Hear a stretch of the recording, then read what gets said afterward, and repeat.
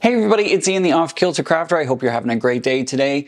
It's that time. It is time to wrap up everything that I did in January.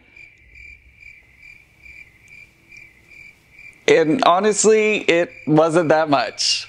I'm not really sure if January is just that time of the year when everybody kind of comes off of the holidays and everything just kind of slows down a little bit, but I didn't get a lot done in January, to be honest, and I don't really know the reason why.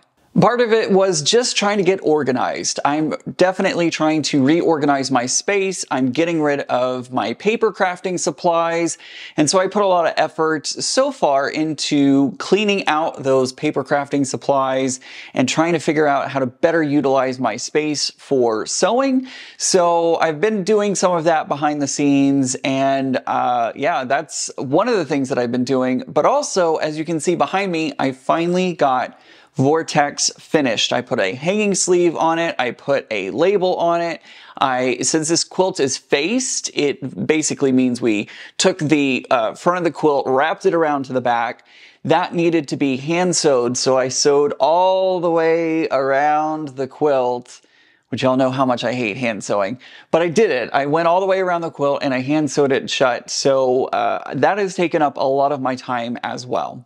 So I did get Vortex finished up, and just in time because I entered it into the Dallas Quilt Show, so it'll be over, hopefully, if they accept it, it'll be over in the Dallas Quilt Show happening in March. I was hoping to enter it into the Mid-Atlantic Quilt Show because Becca, Tiffany, myself, we will all be there, and I was really hoping to see my quilt hanging in that show, you know, in a different location. What are the, you know, it would be the perfect crossing of timelines, of crossroads, of I don't know. Anyways, it would just be a perfect opportunity for that. And unfortunately, the timelines for the Mid-Atlantic Quilt Show are just a little too tight. I probably could have done it, but my quilt would have been coming back just a few days before having to be at the Dallas Quilt Show. So unfortunately, I didn't want to risk it, and I didn't want something to happen with shipping or anything else. So I decided not to send it to the Mid-Atlantic this year. Maybe next year though.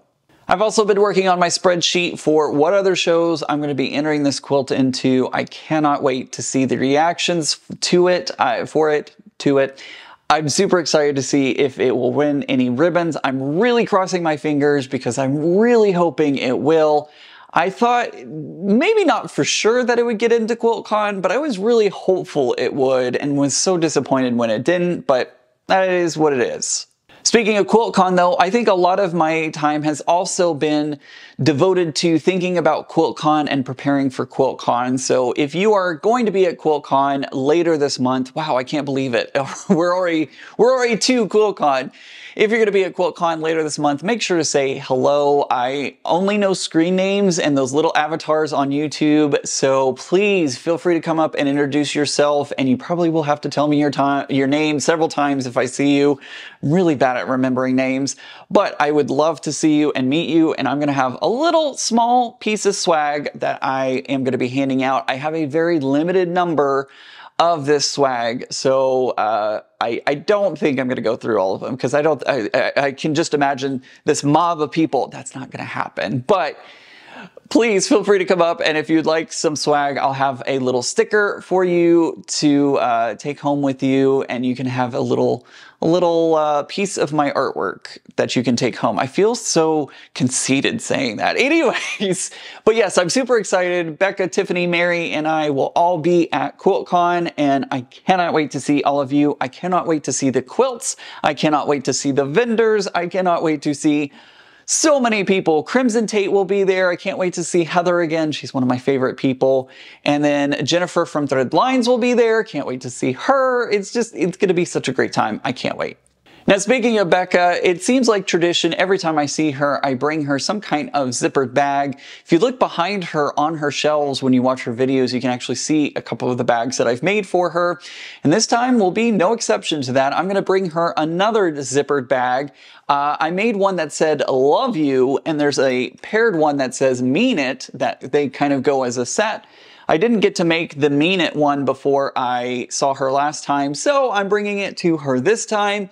You got to watch me, you all watched me make this video English hard. You all got to watch me make this bag on a live stream. If you didn't check out that video, I'll put it down in the description and up in the iCards. Make sure to go spend some time with me as I create this. The best part about this was it was made in the hoop, which blows my mind that you can make a zippered pouch in a hoop on a sewing machine. That's just, it's cool. It's really, really cool. So anyways, go check out this video. So I guess this is of one make that I did get done this month. I mean, last month.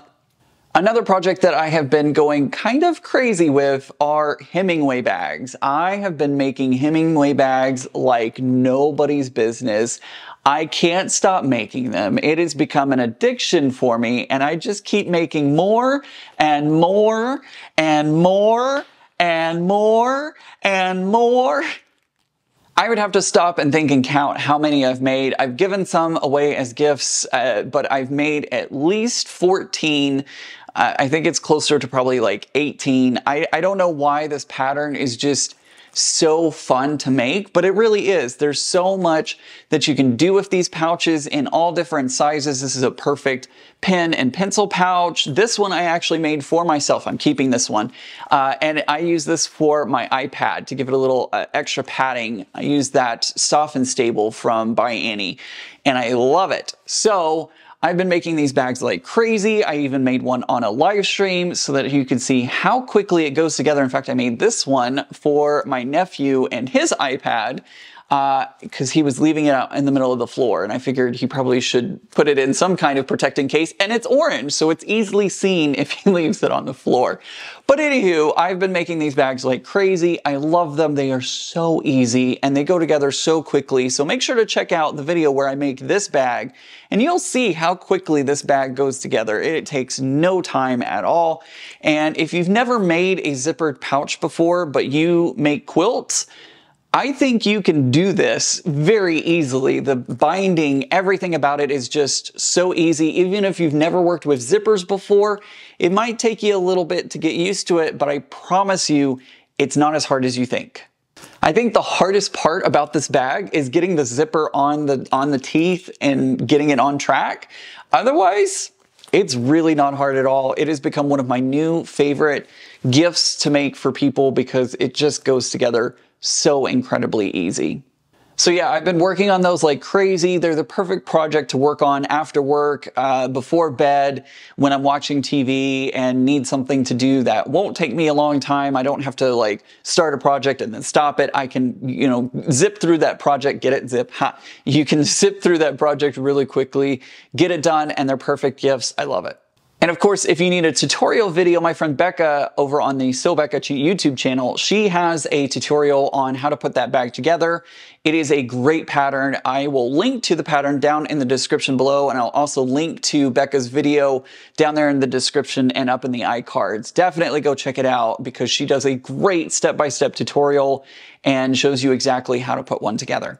Now, in case you missed it, I did put out a video on how to do machine binding using glue basting. It is the way that I basically put all of my quilts together because I can enter it into show still and it looks nice and it gives you that look of taking the binding, wrapping it around the front to the back without having to do the hand stitching on the back. Because again, y'all know how much I hate hand stitching, but it's a great way to machine bind your quilt and make it look super fresh, clean, beautiful lines. I don't know what I'm describing. I feel like I'm at Fashion Week and I'm describing a new couture. I don't know. Anyways, it is a great way to bind your quilt. If you haven't checked that video out, again, check out the iCards and down in the description below.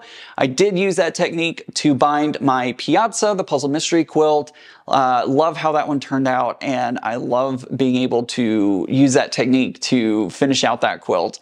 And speaking of the Puzzle Mystery quilt, I did work on clue, what was that, 7 for, I'm getting lost here, for Carnival, and we are preparing this month for the Puzzle Mystery Quilt Tree of Life. I did get to see what colorway I got too because Becca and I chose each other's colorways and we did the reveal videos for that. Cannot wait to get started on Tree of Life. I mean, I already started Clue 1 so that way I could have the video ready for all of you. Clue 1 looks great. I'm so excited about my colorway. Can't wait to see what that looks like. Only 9 more months until we get to see what the final product for that one is. I feel like I say that on every puzzle mystery quilt. I cannot wait to see what it looks like, but I mean, it's true. I want every single month. I'm like, I can't wait to see what it looks like. Anyways, yeah, can't wait to see what it looks like. Also this month, I worked on the Gravity Quilt Kit that Threaded Lines sent me. Again, thank you to Threaded Lines for sending me that box to unbox and then participate in the Gravity Sew Along. Month 1 is complete. I'm loving how it looks. This is going to be such a fun project. I'm just so excited for it. I really am. I've seen this quilt done in the past, but I'm so excited to get my opportunity to work on it and create it. And I'm already like brainstorming quilting. My quilter has a lot of my quilts right now. I think she literally has 4, maybe even 5 of my quilts at the moment. So she has a lot. She has a lot on her hands with my projects. So and thankfully, it's going to take all year to put the Gravity quilt together, so I don't have to worry about that until 2025. But month 1 is done. Cannot wait to move on to month 2. I've been enjoying Jennifer's videos on YouTube. She does tutorial videos for kind of how to put the blocks together and steps you through it all. It's been super helpful, even for myself, who I would consider myself an intermediate kind of sewist at this point. But putting it together and watching her put it together and then following her steps has really been helpful for me. So yeah, I think that's about it. To be honest, I haven't really completed any more other projects that I can think of. Maybe there's something that's slipping my mind at the moment, but I keep a list of everything that happens during the month. If I finish something, if I start something, you know, any notes that I want to talk about here in these videos. And I looked at my notes and literally it was completely blank. I had not put anything down for the month of January. I mean, I got a lot accomplished in other projects. The Hemingway bags, I mean, I've done a lot of these, but I just haven't gotten a lot of other things done, but that's okay. I think January is just kind of one of those months where everything kind of slows down and we focus in on other things getting set up for the year. Lots more to come this year, though. I cannot wait. I'm planning some sew-alongs. I'm planning some things. It's going to be a fun year, and I hope you will take the time to stick around and watch my videos throughout this year. It's going to be a fun one. All right, guys, I think that's going to do it for today's video. I hope you enjoyed it. If you did, give it a thumbs up. Let YouTube know that you liked my video, and then hopefully YouTube will take that and send it out to other people. They'll push my content out there. It really does help content creators when you give a thumbs up and when you leave a comment, even if it's just saying hi or hello. Just any type of interaction does help content creators a lot. Other than that, guys, I hope everybody has a great day. And remember, guys, normal is just a setting on the dryer. Bye.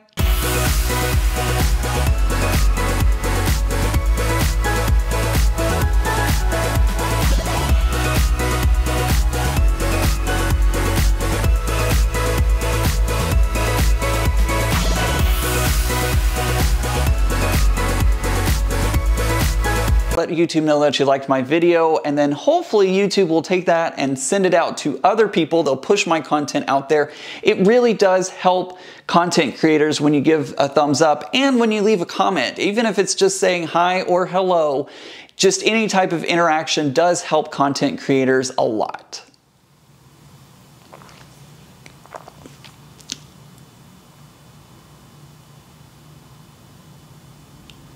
Other than that, guys, I hope everybody has a great day. And remember, guys, normal is just a setting on the dryer. Bye.